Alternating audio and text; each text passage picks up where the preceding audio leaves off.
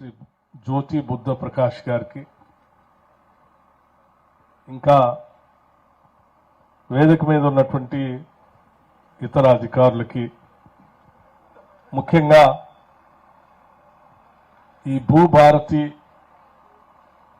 భూ survey pilot project సంబంధించి ఏర్పాటు చేసుకున్న ఈ కార్యక్రమానికి వివిధ గ్రామాల నుంచి ముఖ్యంగా ఈ గ్రామం నుంచి పెద్ద ఎత్తున కదిలి వచ్చినటువంటి రైతాంగ సోదరులందరికీ, గ్రామ పెద్దలందరికీ, పాత్రికేయ మిత్రులకి అందరికి కూడా ముందుగా నా హృదయపూర్వకమైనటువంటి నమస్కారాలు. ఇప్పుడే వచ్చినటువంటి గౌరవ శాసనసభ్యులు రామదాస్ నాయక్ గారిని కూడా వేదిక మీదకి ఆహ్వానిస్తా ఉన్నాం. వారికి కూడా నా హృదయపూర్వకమైనటువంటి నమస్కారాలు. ములుగుమాడు గ్రామం బహుశా తెలంగాణ రాష్ట్ర చరిత్రలో, అట్లాగే దేశ చరిత్రలో కూడా శాశ్వతంగా ఉండిపోయేటువంటి కార్యక్రమం ఇది.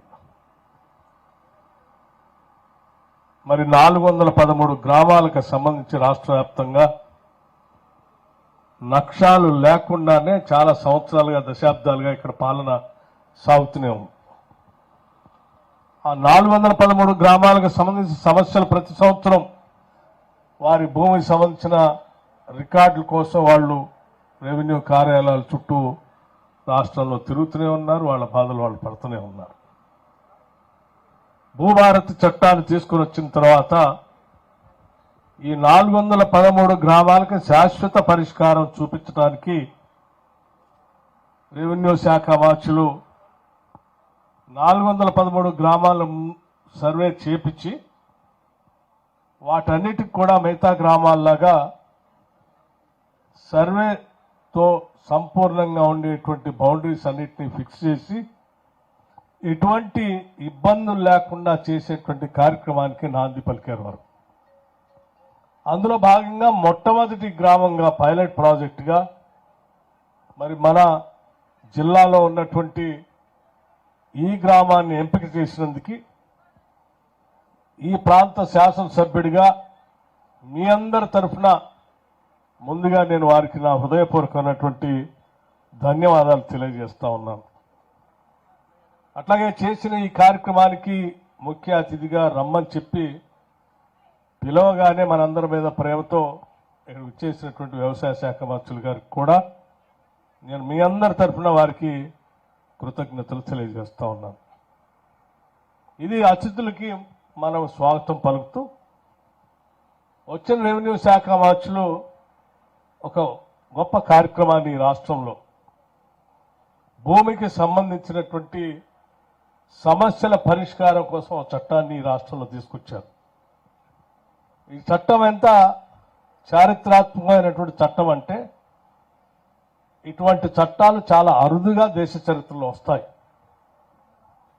ఇప్పటి వరకు మనం ప్రధానంగా చట్టాల గురించి మాట్లాడుకుంటే తెలంగాణ రాష్ట్రానికి సంబంధించి స్వాతంత్రం వచ్చిన తర్వాత రాకముందు 1950s నుంచి ఈ సర్వేలు జరిగేటువంటి ప్రక్రియ తోడర్మల దగ్గర నుంచి జరిగే ప్రక్రియ ఉన్నప్పటికీ మనకి స్వాతంత్రం వచ్చిన తర్వాత తెలంగాణ ప్రాంతానికి భూమి కానీ భూమిపైన హక్కులు కానీ మొట్టమొదటిగా తీసుకొచ్చినటువంటి చట్టం 1950s లో వచ్చినటువంటి తెలంగాణ టెనెన్సీ యాక్ట్. అది కూడా ఆనాడు కాంగ్రెస్ ప్రభుత్వ ముఖ్యమంత్రి బోరుగుల రామకృష్ణారావు గారు, బొందుగల నరసింహరావు గారు రెవెన్యూ శాఖ మంత్రులుగా ఉండి ఈ ప్రాంత రైతాంగానికి మొట్టమొదటిసారి భూమిపైన హక్కులు కల్పించేటువంటి చట్టాన్ని తీసుకొచ్చి రైతులకి భూమిపైన ఒక గౌరవప్రదంగా ఉండేటువంటి హక్కు కల్పించి వాళ్ళకి చట్టాలు తీసుకొచ్చారు. అది ఒక ప్రధానమైనటువంటి చట్టం తెలంగాణ రాష్ట్రం ఏర్పడిన తర్వాత. ఆ తర్వాత 1971లో వచ్చినటువంటి ఆర్ఓఆర్ యాక్ట్, అది కూడా ఒక చారిత్ర. ROR revenue rights of records, అది కూడా ఒక ప్రధానమైనటువంటి చట్టం. ఆ తర్వాత 73లో వచ్చినటువంటి ల్యాండ్ రిఫార్మ్స్ యాక్ట్, ఇవన్నీ కూడా ఈ రాష్ట్రంలో ఉన్నటువంటి రైతులకి ఎంతో కొంత మేలు చేసే చట్టాలు. ఆ చట్టాల ద్వారా ఈ ప్రాంతంలో ఉన్న రైతులకి భూమి లేనటువంటి నిరుపేదలకు కూడా మిగులు భూమిని పంచి వాళ్ళకు కూడా పట్టాలు అందించి గౌరవం కలిగించినటువంటి చట్టాలు. ఇటువంటి చట్టాలు, ఈ 3 చట్టాలు కూడా ఆనాటి కాంగ్రెస్ ప్రభుత్వాలు తీసుకొచ్చినాయి. కానీ దురదృష్టం మధ్యలో ఇంకొక చట్టం వచ్చింది. 2020 నాడు ధరణి అనే ఒక చట్టం వచ్చింది. రెవెన్యూ రికార్డ్స్ సంబంధించి సమస్యల్లా ఇక్కడే మొదలైంది. భూమి పైన హక్కులు కానీ లేకపోతే లీగల్గా వాళ్ళకు వచ్చేటువంటి వారసత్వం సంక్రమించే విధానం కానీ అన్నీ కూడా గత చట్టాలు మేలు చేస్తే రైతులకి, ఈ ధరణి చట్టం వచ్చి గందరగోళం చేసింది రైతులకి భూమిపై ఉన్నటువంటి హక్కులకు సంబంధించి. ఎంత గందరగోళం అంటే ఒక సర్వే నెంబర్లో 10 ఎకరాలు ఉంటే 15 ఎకరాలకు కూడా పాస్బుక్లు ఇచ్చారు. సరే, చాలా రోజులు నా కాంగ్రెస్ నాయకులు చెప్తున్నారు కదా అని అన్నారు. కానీ ఈరోజు సభలో కూడా ఇక్కడ వచ్చినటువంటి రైతులు మీ అందరూ తెలిసింది, మీ ముందే మాట్లాడారు.